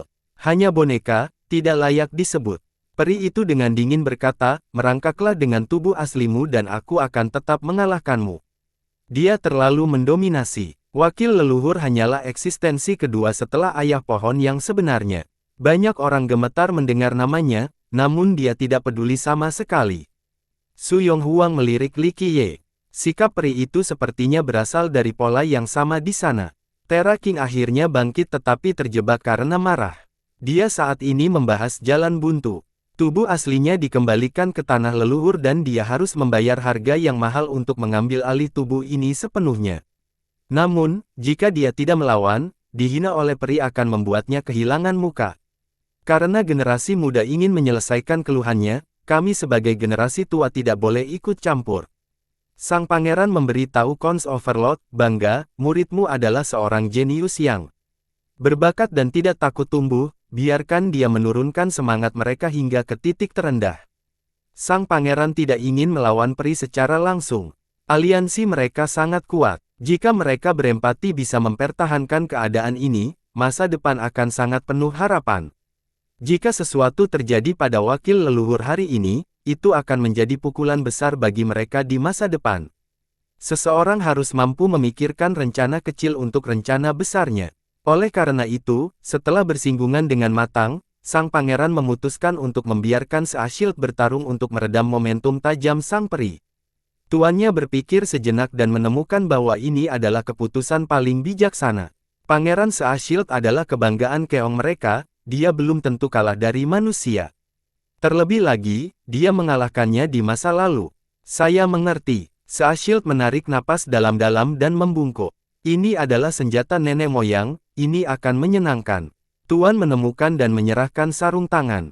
Sarung tangan itu memancarkan cahaya yang bersinar serta aura dewa laut. Saat sang pangeran memakainya, tangannya berubah menjadi tangan dewa laut. Ada banyak sejarah di balik sarung tangan ini. Itu adalah ciptaan bangga dewa laut Keong Mengaum yang menemaninya dalam banyak pertempuran. Kemudian, dia memberikannya kepada putranya, Cons Overlord. Seashield mempersiapkan dirinya untuk menelepon dan keluar dengan bangga. Setiap langkahnya cukup mantap dan menunjukkan tekadnya yang besar. Mereka tidak cepat, tapi sangat teratur seolah setiap langkah diukur dengan penggaris. Tubuhnya diselimuti kabut, membuatnya tidak terlihat. Kabut ini memungkinkannya berintegrasi dengan ruang itu sendiri, membuatnya semakin misterius. Sang pangeran dengan dingin menyatakan, kamu dan aku, ini pertarungan sampai mati. Dia berbicara dengan keyakinan, dan niat bertarung yang tinggi. Dia yakin dia bisa mengalahkan Su Yonghuang karena dia pernah melakukannya sebelumnya. Apalagi nenek-neneknya telah mempersembahkan sarung tangan yang kuat. Sarung tangan ini jauh lebih kuat dari senjata Dewa Laut biasa. Dia sendiri sudah cukup kuat, jadi sarung tangan ini semakin memperkuatnya. Lebih jauh lagi, jika dia memenangkan pertarungan ini, hal itu akan memperkuat posisinya di antara para iblis laut dan memungkinkan dia untuk menonjol dalam konvensi berbagai ras ini. Hal ini, pada pasangannya, akan meningkatkan peluangnya untuk menjadi Dewa Laut berikutnya. Oleh karena itu, kemenangan adalah suatu keharusan. Itu akan membuat reputasinya bertahan lama. Pada saat ini, dia sudah bisa melihat pemandangan dia kembali dengan penuh kemenangan. Dia ingin membunuh Su Yonghuang untuk menghancurkan semangat Li Qiye. Faktanya, Pangeran dan Zentian juga memikirkan hal ini. Selama pertempuran, Li Qiye tidak bisa berbuat apa-apa jika Su Yonghuang akan kalah. Seseorang hanya bisa menyalahkan dirinya sendiri karena tidak cukup menguasai keterampilan mereka jika mereka mati dalam pertempuran. Dia tidak akan memiliki kesempatan untuk menyelamatkannya dalam keadaan seperti itu. Banyak orang menahan napas di bawah panggung karena khawatir dengan situasi tersebut. Mereka sangat ingin melihat siapa yang akan menang pada akhirnya. Banyak orang di sini yang mendoakan kemenangan sang pangeran, terutama ras iblis laut. Li Qiye sudah memberikan tekanan yang cukup pada pangeran mereka. Jika dia kalah dari manusia lain, ras mereka akan menginginkannya. Su Yonghuang melangkah maju dan melihat sekeliling dengan matanya yang seperti burung phoenix. Dia berpose dingin dan bangga tanpa sikap sombong. Meski begitu, aura mulianya tetap terpancar. Ini tidak dilakukan secara sadar karena itu adalah temperamennya yang alami dan tanpa celah. Dia dengan dingin menatap sang pangeran sebelum berbicara, "Ayo." "Baik sekali." Setelah membalasnya, sang pangeran langsung menghilang tanpa jejak. Bahkan mereka yang menyalakan surga tidak dapat menemukannya, dia benar-benar hilang. Ini adalah salah satu sifat magis dari Void Physics. Itu memungkinkan penggunanya tidak terdeteksi saat dapat menjangkau lokasi manapun. Jika penyelesaiannya kecil, tubuh mereka bisa menyatu dengan ruang. Bahkan bisa dikatakan ruang menjadi tubuh mereka sendiri. Jadi, mereka ada di mana-mana. Bahkan ada yang mengatakan bahwa pengguna Void Physics adalah yang paling cocok menjadi pembunuh. Fisik sang pangeran belum mencapai kesempurnaan yang sempurna, tetapi fisiknya yang setengah jadi sudah cukup untuk mengerahkan kekuatan yang besar. Berdengung. Dalam sepersekian detik, sebuah sinar yang diarahkan langsung ke Su Yonghuang ditembakkan. Ketika jaraknya hanya beberapa inci dari tenggorokannya, ruang di sekitarnya akhirnya sedikit bergetar. Pada saat hidup dan mati ini, Su Yonghuang berteriak dan fisik yang ekstrimnya meledak dengan sinar matahari yang kuat. Gemuruh, hal yang tidak mungkin terjadi. Api membekukan dan menghentikan sinar penyergapan. Ledakan, api ini tidak mereda setelah pemblokiran berhasil. Itu mirip dengan ribuan gunung berapi yang meletus pada saat yang bersamaan. Kekuatan ini membakar ruang tempat persembunyian sang pangeran. Sebuah lubang hitam muncul, jadi dia tidak bisa bersembunyi di sana lebih lama lagi. Sayangnya, dia sangat cepat dan menghilang setelah lokasi spasial sebelumnya rusak dan memasuki ruang lain. Memperbaiki. Hukum yang ekstrim muncul dari Su Yonghuang dan berubah menjadi baju zirah. Aura mulianya kini lebih heroik dan gagah berani. Ledakan. Sinar matahari yang tak terhitung jumlahnya masih memancar dari tubuhnya dan merusak ruang di sekitarnya. Zzz, sepertinya langit terbakar abis dan suara retakan terdengar di mana-mana. Di bawah kerusakan sinar matahari, bahkan menghalanginya sendiri pun ikut terbakar. Api yang menyebar ini tidak berhenti. Itu bisa mencapai dan menelan area spasial manapun dengan tergesa-gesa. Mayoritas menarik napas dalam-dalam setelah melihat api tersebut. Seseorang akan merasa sangat sulit untuk menyembunyikan di hadapan kekuatan luar biasa ini karena ruang angkasa itu sendiri sedang hancur. Anehnya, meski terjadi kekacauan, Pangeran Seashield masih belum ditemukan. Tampaknya olah dia telah menguap dari dunia ini. Tentu saja, orang-orang di sini tahu bahwa dia belum mati. Mereka hanya ingin tahu di mana dia bersembunyi. Beberapa mulai berkeringat karenanya. Di manakah dia bisa bersembunyi dari amukan sinar matahari ini? Su Yonghuang tidak menjadi ceroboh. Dengan armor ekstrim yang miliknya, dia membiarkan apinya menghancurkan dunia tanpa memberi sedikit pun kesempatan kepada sang pangeran untuk menyerang. Sebagai pengguna ekstrim yang fisik, dia tahu betul bahwa sebagai salah satu dari 12 pengguna, kedalaman Void Physics tidak bisa kalah dengan miliknya. Suara membaik. Ruang di mana dia berdiri tiba-tiba berputar dan berubah menjadi rawa yang lengket, menjadikannya sangat lamban. Sang pangeran tiba-tiba muncul dan sepertinya telah membuka pintu spasial untuk muncul di sebelah Yong Huang. Dia sepertinya memiliki ruang yang terlindungi sehingga api tidak dapat menjangkaunya. Ledakan. Dia membentuk mudra dewa yang runtuh seperti gelombang pasang. Airnya membayangkan dunia seolah-olah seluruh kekuatan laut setan naga menghantam Su Yong Huang. Kekuatan ini meredam sinar matahari dan meredupkan armornya yang, pada gilirannya, membuat serangan mudranya semakin kuat saat udara menyapu ruangnya. Namun, apinya hanya melemah sesaat. Api matahari meletus kembali dengan ledakan keras seperti rantai besi, yang mengunci area tersebut. Kekuatannya melonjak secara eksponensial dan airnya segera menguap. Meskipun ruangnya dikontrol sehingga dia lamban dan kesulitan melawan, dia tidak menggunakan hukum atau teknik apapun. Meletuskan vitalitasnya dan nyala api adalah serangan baliknya. Raungan naga api bergema saat mereka membelah bumi dan menghancurkan segel mudra miliknya. Ketika naga ganas itu mendatanginya, dia dengan cepat menghilang lagi. Naga besar ini mencari kemana-mana tetapi tidak menemukan jejaknya. Tiba-tiba, dia muncul sekali lagi tepat di belakang Yong Huang untuk melakukan penyergapan. Api yang melilit tubuhnya langsung melingkari tubuhnya untuk membakarnya menjadi abu. Namun, dia terampil dan menghilang lagi sebelum disentuh oleh api. Beberapa putaran lagi dipertukarkan. Upaya pangeran untuk menyergap Yong Huang berakhir dengan kegagalan. Namun, dengan mengandalkan void fisik dan bersembunyi di luar angkasa, Yong Huang juga tidak bisa melakukan apapun padanya. Para penonton menyaksikan dengan napas tertahan. Mereka tidak hanya ingin menyaksikan pemenang duel, mereka juga ingin melihat mana immortal fisik yang lebih kuat. Pertarungan itu berlangsung cukup lama. Kedua pihak menahan gerakan membunuh mereka sambil berusaha mencari kelemahan lawan sebelum melancarkan serangan yang fatal. Sementara itu, Li Qiye hanya tersenyum tanpa memberikan petunjuk apapun kepada Yong Huang. Melihat fisiknya sendiri, mustahil untuk mengkategorikannya berdasarkan kekuatan. Masing-masing mempunyai kelebihan dan kekurangan masing-masing. Penggunanya sebenarnya lebih penting daripada fisiknya. Li Qiye secara alami mengetahui kelemahan dari void fisik, tapi dia tidak memberitahu Yong Huang. Dia ingin dia belajar tentang kekurangan dan kelebihan fisiknya dalam pertempuran. Sebelumnya, sang pangeran tidak dapat bertahan dalam satu gerakan pun melawan Li Qiye.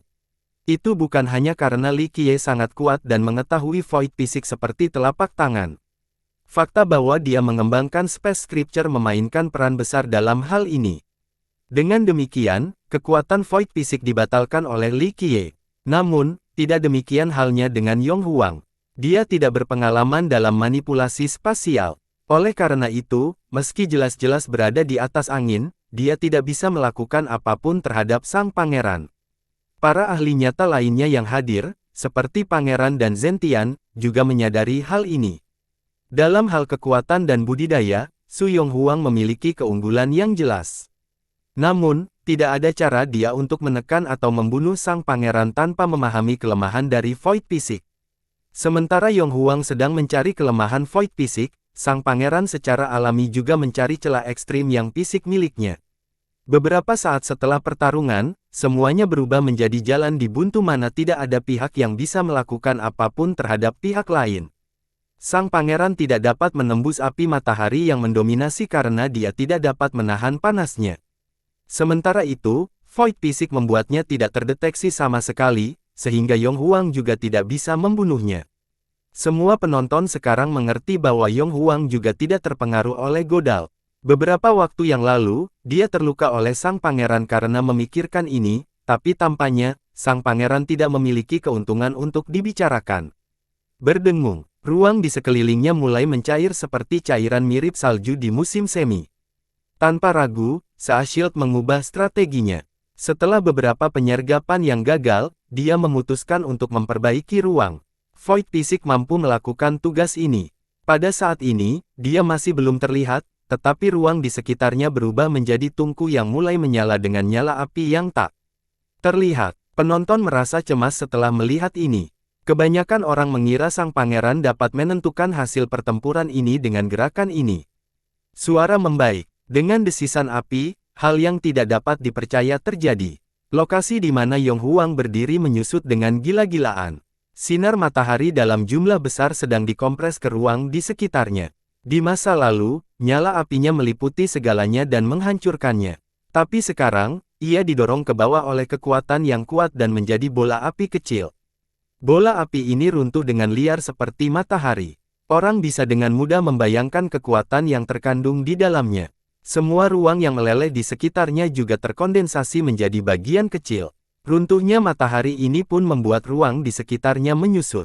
Ini adalah kesempatan Yong Huang untuk melakukan serangan balik. Sang pangeran ingin memperhalus ruang sementara dia menunggu momen ini untuk membuat ruang di dalamnya runtuh seluruhnya. Ledakan. Setelah proses mencapai tingkat tertentu, ruang ini tiba-tiba meledak dengan kekuatan yang luar biasa. Ruang angkasa itu sendiri hancur berkeping-keping dan hanya menyisakan lubang hitam dan bekas luka yang tak terhapuskan di langit. Brengsek, darah muncrat. Pangeran, yang sedang menyiarkan ruang angkasa, terkena dampak ledakan ini. Dia tidak bisa lagi menekan ruang ini. Melepaskan itu menghempaskannya keluar, menyebabkan dia mengeluarkan darah saat tubuhnya tampak hancur dan babak belur. Berdengung. Sebelum dia sempat berdiri, pecahan ruang bersama dengan api yang dimurnikan langsung berubah menjadi bab dao. Ia dengan rajin mengikuti sang pangeran dan meninggalkan bekas di tubuhnya yang akan bertahan selama sang pangeran masih ternoda oleh kehadiran ruang. Void fisik menetap di dalam ruang angkasa, jadi bagaimana mungkin dia tidak tersentuh olehnya. Oleh karena itu, dia tidak bisa lepas dari tanda yang ditinggalkan oleh bab dao ini. Ini adalah serangan balik Yong Huang.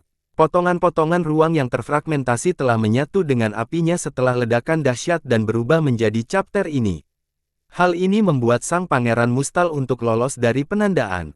Berdengung, tepat ketika dia terluka, dia menghilang lagi dan bersembunyi di dalam. Namun, Yong Huang bahkan tidak repot-repot mencarinya kali ini.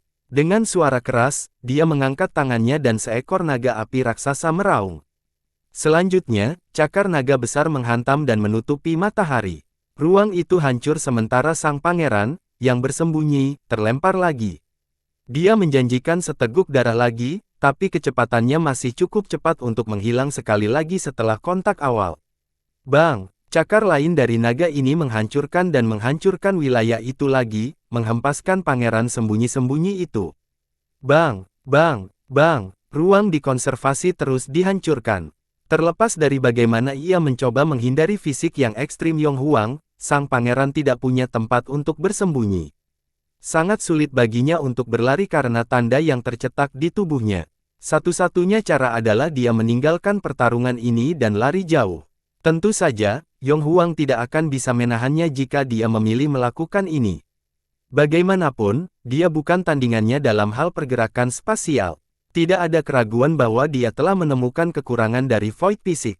Tandanya dari perpaduan api dan ruang yang terfragmentasi memungkinkan dia untuk mendeteksinya. Tanda biasa bisa dihilangkan oleh sang pangeran dalam waktu singkat. Namun, karena sifat dari bagian-bagiannya, tidak mudah baginya untuk melakukannya untuk tanda khusus ini. Terlalu lemah. Li Qiye dengan berbicara datar tanpa melihat, fisik void yang tidak sempurna tidak dapat bersaing dengan fisik yang ekstrim yang sempurna. Dia sudah memikirkan hasil ini sejak lama. Meskipun fisik kekosongan Keong Mengaum telah ditingkatkan dan diturunkan dari 2 generasi Dewa Laut dan sedang menuju kesempurnaan, itu lebih rendah dibandingkan dengan aslinya dalam kitab suci itu sendiri. Hal ini memungkinkan Yong Huang menemukan kelemahannya selama pertempuran ini. Dengan demikian, sang pangeran hanya bisa menunggu kematian. Membuka. Pada akhirnya, sang pangeran tahu bahwa dia tidak dapat menghapus tanda ini, jadi dia harus melakukan serangan balik dan menggunakan gerakan pembunuhan. Dengan tangisannya, ruang di sekitarnya berfluktuasi. Bang! Dengan ledakan keras, 9 pangeran Se-Shield muncul. Dia akhirnya menggunakan teknik terhebatnya, seni fisik 9 gambar. Mati! Tangisannya menggema di seluruh dunia. Ke-9 dari mereka mengenakan sarung tangan Dewa Laut yang memancarkan cahaya tak berujung, mencapai langit. Itu tampak seperti badai bubuk cemerlang yang jatuh. Tanpa ragu lagi, dia juga menggunakan kekuatan sarungnya untuk segera menghancurkan Su Yong Huang. Awalnya dia tidak mau bergantung pada sarung tangan tersebut. Kecuali tidak ada cara lain, dia lebih suka menggunakan kekuatannya sendiri untuk mematikan, ini akan semakin meningkatkan prestisenya. Jika dia menggunakan senjata terkuat sekte untuk membunuh, orang luar akan berpikir bahwa ini adalah kemenangan kosong.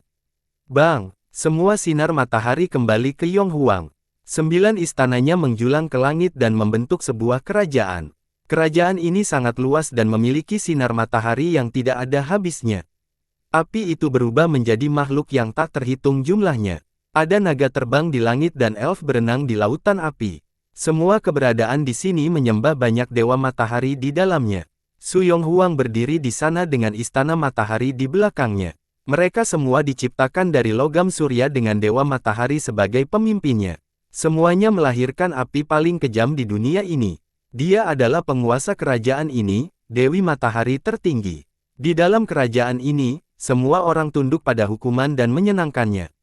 4 istana membentuk domain, 8 membentuk kerajaan. Dia punya 9, jadi dia bisa menciptakan kerajaan dengan dirinya sebagai Dewi Matahari terhebat.